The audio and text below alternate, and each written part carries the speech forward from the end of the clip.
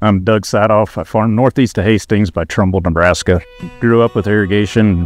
Dad always had pretty much everything was irrigated, a lot of gravity irrigated.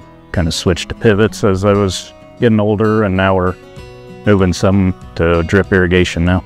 Right now, I think I'm at about 260 acres of drip.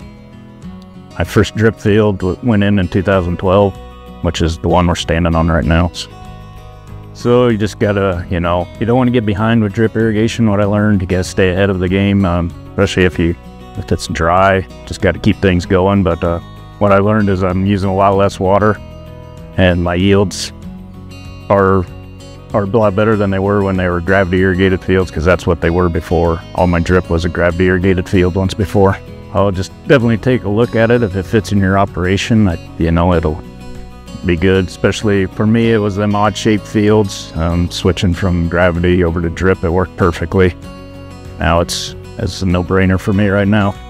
Oh yeah, my water usage is a lot less than what it was when it was gravity irrigated. Probably when I was gravity, I was using 20-30 inches of water a year. Now I haven't gone over 8 inches of water per acre, inches per acre in 1 year yet, and getting better yields.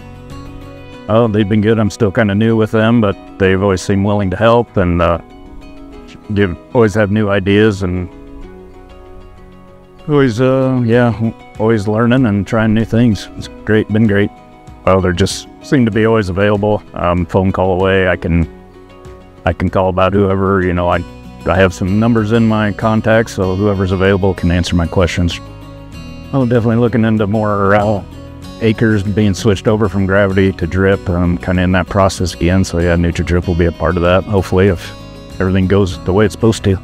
We always talk about sustainability, and everybody has a different definition for that, but for me, it's saving the water, saving them resources for future generations. Whoever's going to farm this land next, at least with drip irrigation, I know there's going to be some water available for them to use in the future by not using so much during the year.